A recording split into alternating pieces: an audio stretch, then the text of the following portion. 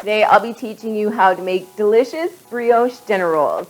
And this dough is going to be a high hydration dough. Bread used to be my arch nemesis. And this was before I went to pastry art school. I could not get a loaf to be edible no matter how many times I tried. But now I can confidently teach you how it's done. See, my ride or die, Stephanie, is traveling, so don't worry, I've got you covered. And welcome to In the Kitchen with Us. I'm Chef Julie, and let's get baking. And that is how you know that your yeast is active. Right here, we are turning 1/3 of the flour into a sponge along with all of the yeast and all of the water. And this one's got the yeast where it's just gonna like feed on it and it's gonna make it look all sorts of bubbly. Show you that in 45 minutes. So this is what a sponge looks like when it's ready to move on to the next step. Eggs, the flour, sugar, and salt is already combined in that bowl. So we have all of the ingredients but the butter. Put a dough hook on, turn it on too. Add about 20 grams. You are going to have the paddle attachment instead of the dough hook for the butter incorporation into the dough. That it's just easier to do it this way. We have to stop it multiple times as well. So we'll probably stop about 5 or 6 times. If you don't melt your butter, it goes in a lot faster. Make sure it's at room temperature before you even begin. So that way you can make sure it's gonna incorporate properly. Okay, we scrape down the bowl real good. It looks like a hot mess express. It's okay. That's what it's supposed to look like. You've just incorporated the butter. So now we are going to scrape all of this off the paddle, but we're gonna dough hook it some more so it'll incorporate from the side. Like, do you see that's coming off? Eventually that'll let you know that it's completely done. Kneading is when all of that coming right off and you don't have to do it anymore. But you can already see our gluten structure is way better than it was a minute ago. Look at that.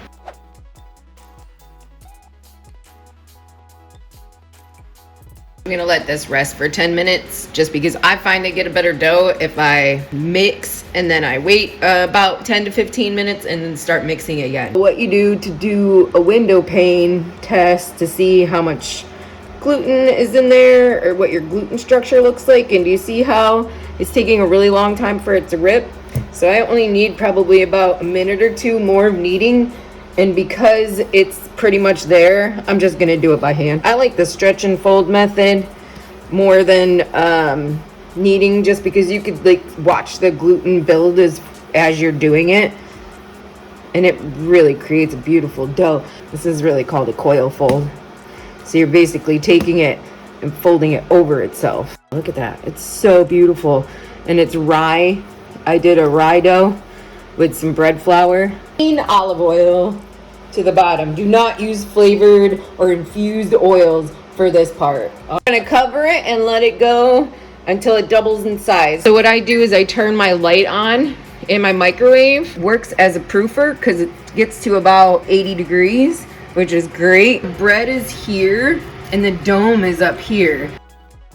To tell if it is risen enough or not is we're gonna stick our finger in it and it's staying down. If it boings back at you, then it's not quite ready yet. So this is a bowl scraper, and this is also a bowl scraper. However, this one doesn't bend very well, and this one is super bendy, so I prefer to use this one. We're gonna start shaping. So the first thing we're gonna do is get it out of the bowl and onto the work surface. Degas it. I have a pan off to the side. We're going to pre-shape now, and pre-shape is the shaping before the final shape. I find that 50-gram rolls are the best for me, so we're gonna start with that.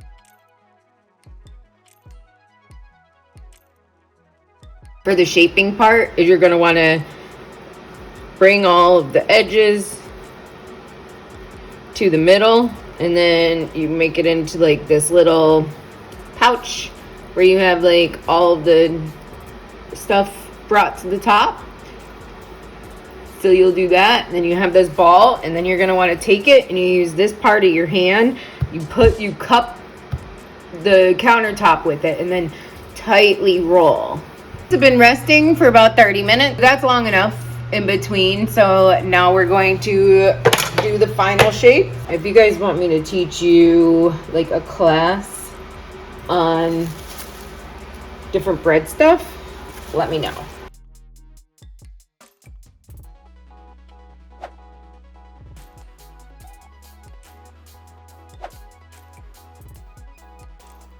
They have about doubled in size. Now that they're pretty much done, I use a everything bagel or everything but the salt bagel seasoning and my egg wash.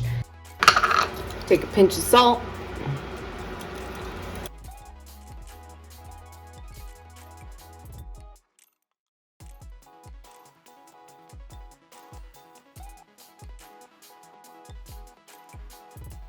Did 425, and now that we're about to stick those in, we're going to put it down to 375 because when we open the door, we lose about 50 degrees. So we want to make sure that we compensate for that for the door opening because we want it really high heat to cook bread.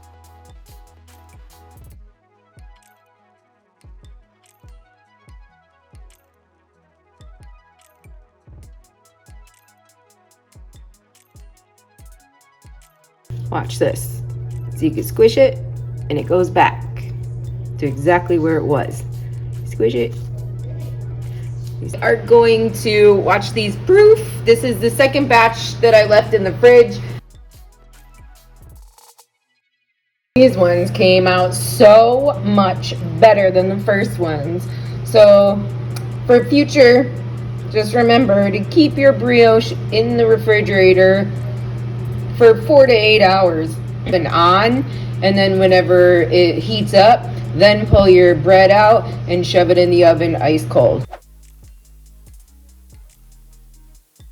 It's soft, but it's also got like a good bite to it because of the addition of the rye flour. I think you're really going to enjoy that. Thank you for joining me today in the kitchen, and I hope that you enjoyed learning how to make these delicious brioche dinner rolls with a higher hydration dough. Don't forget to like, share, and subscribe to our channel for more baking videos and tutorials just like this one. And now, if you want to take your baking skills to the next level, be sure to check out our recipe costing calculator. With this tool, you can easily calculate the cost of the ingredients. You'll be able to adjust the measurements and sizes to make sure, or to make your own recipe without compromising the original formulation. As a home baker or even a small business owner, because let's face it, doing baker's math is difficult, so it does it for you. You don't have to do anymore. So be sure to let us know in the comments section if you were able to try out this recipe and how it turned out for you. We do post every Saturday, and thanks again for watching. Happy baking. Bye.